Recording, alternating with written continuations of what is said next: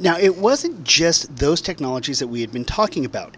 Now we're also going to be looking at some more substantial changes.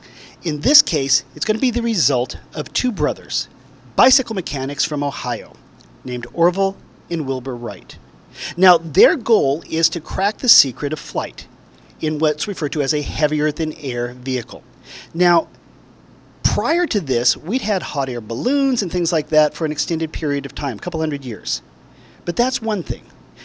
These guys are trying to fly something closer to a modern airplane. Okay, it's not going to float. It's going to have an engine. It's going to be able to be controlled. It's not going to worry about just the wind.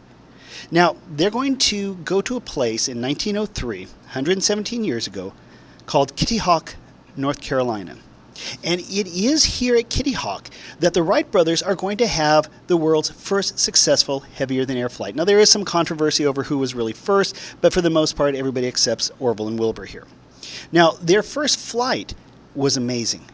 You will be shocked at the distance they covered and the length of time in which they were in the air. Their first flight, the first flight that broke the hold of gravity on humanity, covered 120 feet and lasted for 12 full seconds. Think about it. In those 12 seconds, they went almost 1/3 of a football field. A little over. It was not a huge flight. It was not earth-shattering.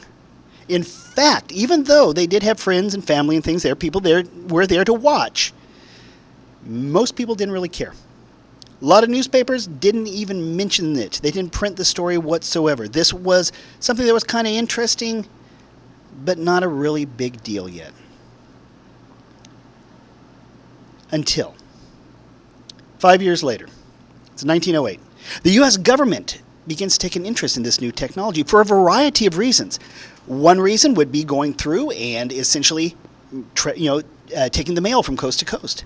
Another aspect of it, could these be used as weapons?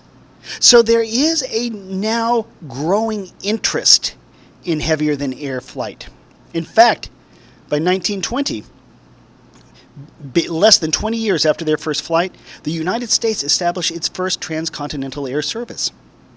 Now, this would eventually radically change how we move around the country, but at this point, we were not really going to be getting rid of the train anytime soon. But by 1920, we did have the first coast-to-coast service going across the United States. We would be using it for mail delivery. We'd be using it for people. It would be quite expensive at the time. And today, we don't think twice really about air travel. But back then, it was something close to Star Trek. It was science fiction. It was hard to believe that it was even possible. Now, around this same time, in 1888, you have a guy by the name of George Eastman, and he creates what's known as the Kodak camera. Now, photography had been around since about the 1830s, 1840s, but it was expensive. You had to be trained. You had to be a professional in order to do it. What George Eastman wanted to do was create a camera that could be used by any individual, that it could be used by the common American to record what was going on around them. No longer did you have to have months or years of training to know what you were doing. Now you could take a picture practically any time you wanted to, and millions of Americans now had a very easy way to take these pictures. Americans have a tendency to take pictures. Look at how many pictures are taken daily on your smartphones.